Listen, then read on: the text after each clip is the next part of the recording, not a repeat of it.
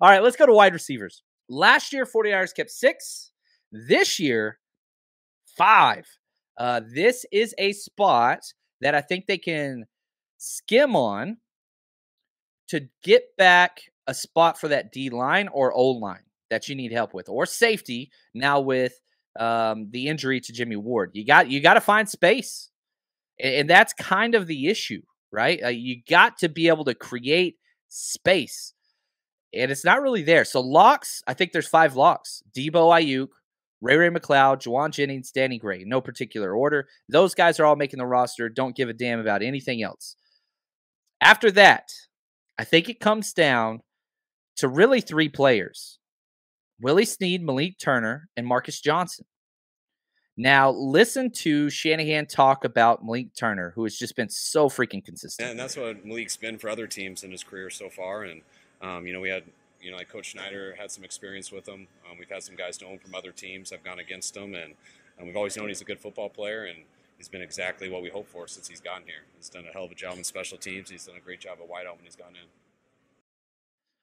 Special teams is what he mentioned first, right? I think Malik Turner is the leader in this room out of those 3. I don't have Tay Martin making it, and I don't even think Tay Martin's going to be brought back to the practice squad. I like the youth there, but it's such a young wide receiver room anyway. I think they need veteran presence.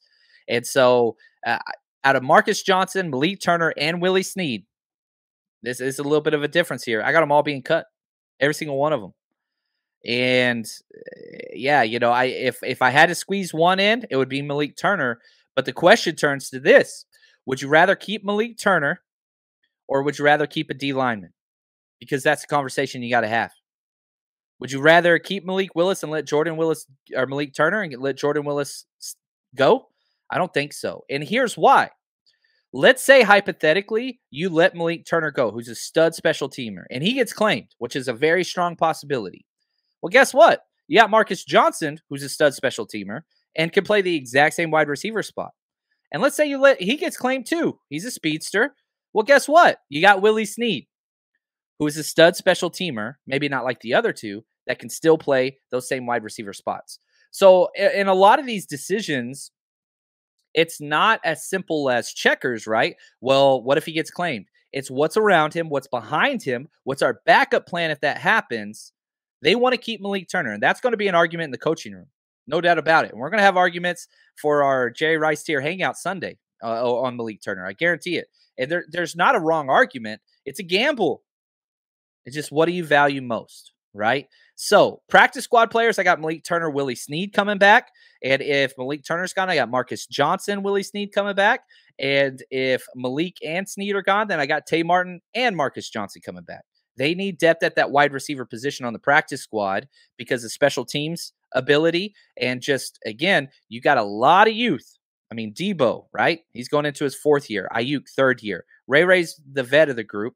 Jennings, 3rd year. Danny Gray, 1st year. Like, nobody's past 4 years. Nobody. Ray might be. I think he's on his 5th or 6th year. But still, it's just young. It's just young. Yeah, Tay Martin's been out there, Alec. Hasn't really made much of an impact. And yeah, right here, Dante, I'd rather keep Mason. You'd rather keep Mason than a defensive lineman. I'm cool with that. Maybe not. I love Mason as much as anybody, but the Shanahan scheme, D-line is the value. D-line is the value.